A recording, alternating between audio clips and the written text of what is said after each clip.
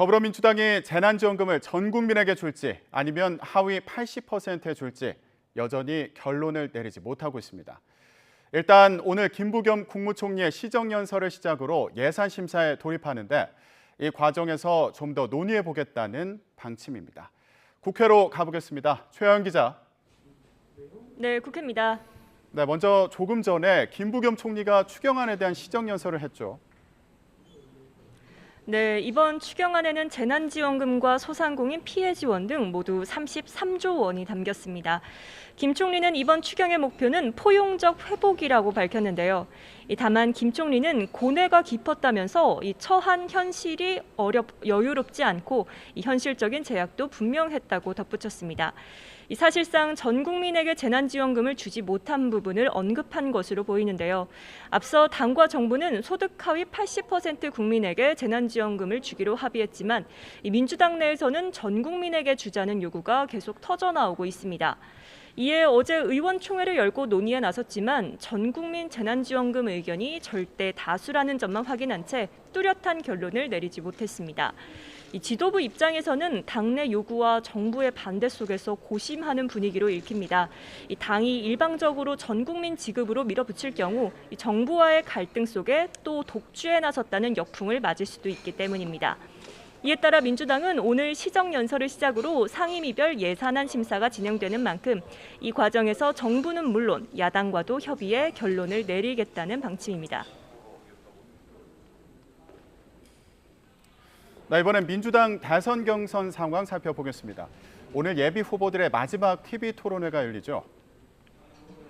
네, 사실상 마지막 예비 경선 일정입니다. 민주당 예비 후보 8명은 오늘 오후 TV토론회에서 다시 한번 맞붙는데요. 앞서 3차례 토론회가 그랬듯 이번에도 이재명 지사에 대한 집중 견제가 있을 것으로 보입니다. 특히 이 지사의 기본소득 공약 후퇴 논란과 여배우와의 스캔들 의혹, 그 해명 과정에서 나온 바지 발언이 주요 공격 대상이었습니다. 오늘 토론회에서도 이 부분에 대한 다른 후보들의 질문이 쏟아질 것으로 보입니다.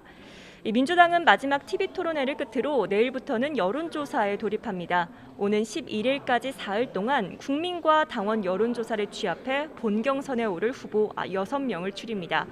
이어 12일부터는 본경선 일정에 돌입하는데요. 이 지역 순회 경선을 거쳐 이르면 오는 9월 5일 최종 후보 1명을 결정지을 예정입니다.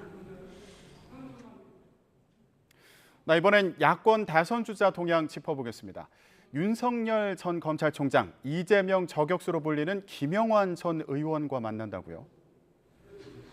네, 오늘 저녁 만찬 회동을 합니다. 이 김영환 전 의원은 지난 2016년 민주당을 탈당해 지난해 국민의힘 전신이죠. 미래통합당에 합류했는데요. 특히 경기지사 선거 때 당시 경쟁자였던 이재명 경기지사의 이른바 여배우 스캔들 의혹을 제기한 인물이기도 합니다. 또 친형 강제 입원 의혹을 부인한 혐의 등으로 이 지사에 대한 고발을 주도해 사실상 이 지사와는 악연을 이어왔는데요. 그래서 윤 전 총장과 김 전 의원과의 회동이 주목받는 이유입니다. 이런 가운데 이준석 국민의힘 대표는 윤 전 총장이 이 8월 경선 버스에 탑승할 것으로 전망했습니다. 그러면서 제3지대를 고려하는 모습은 보이지 않는다고 덧붙였는데요.